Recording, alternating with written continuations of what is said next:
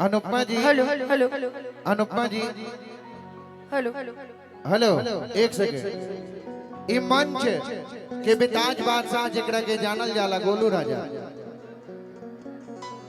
हम बता दी कि दुनिया तोहरा के कुछ कहो, दुनिया तोहरा के कुछ कहो, बाकी प्यार में और मोहब्बत में तू सबके अपना लेवेला। बाकी हम बता दी कि मंच पर सदा बाहर रहेला और मंच पर सबके उनके साथ खिलखिला देवेला। तो हम चाहब ई मंच आपन सब अनुपमा यादव जी बानी, हमारा मास्टर विकास भाई बारे, सब कोई के साथ तीन गोला दुनिया में हेलो दुनिया में गोलू भाई के कैसे केहू कुछ बोल दी। मैं गोलू मेरा भाई हेलो थोड़ा सा बनाइए ना। तना ना गोलू के चर्चा होता कि प्रधानमंत्री भइल चाहत रहे हमारा। तुम यार उस लायक हो मेरे भाई आप, इसलिए कुछ बानी ना तना चर्चा होता सी कि प्रधानमंत्री के बगल में हमरा बैठल चाहत। नहीं ये भैया इससे पहले महाराज लेके एक मिनट गाओ लोग एक लाइन आपके लिए मेरे भाई। प्रधानमंत्री हमार जान हो गाओ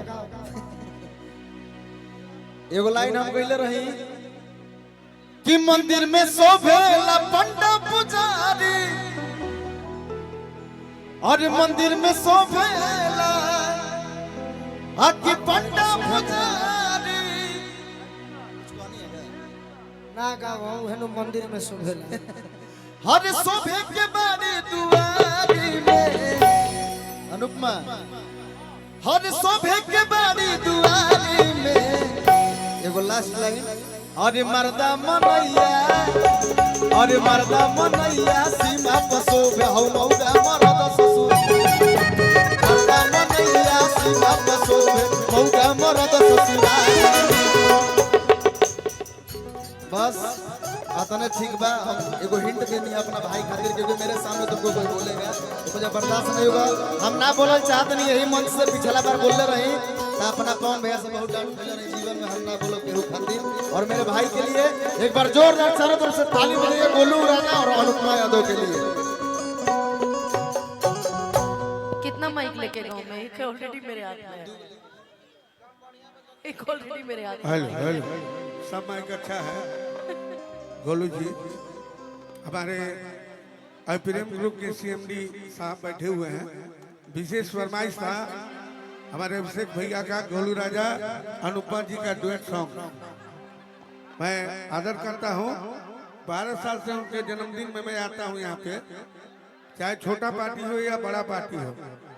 सरगम इवेंट का 2 गो भी स्टाफ आएगा तो आएगा।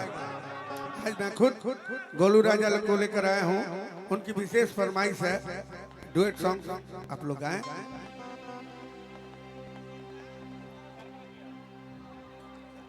स्केल डी रही प्रिंस बाबा उपगले नु होई प्यार जे बनावल होई कसाई अब ही तनिक लागी बाद में बुझाई घोटलो घोटाई ना एरनिया मिठाई। धन्यवाद, बहुत अच्छा कलाकार। इनका संगे हमारा कुछ बाना जब जब हमारा मिलेली सिवान जिला गोपालगंज जिला में तो इनका भोजपुरी बुझाला भी ना, कलकत्ता इनकर घर हो। मेरा घर यूपी कानपुर है एक्चुअली में। जहाँ भी होखे लेकिन जहाँ भी मिलेली हमारा हमारी इनकर पूरा टीम बड़ी हमारा के सपोर्ट करेला। ये खातिर हम धन्यवाद देतनी। हम चाहब जे इनका खातिर को ताली बजा के आशीर्वाद दी है लड़की के। धन्यवाद। हमारा से कोनो गलती भले तो क्षमा करो।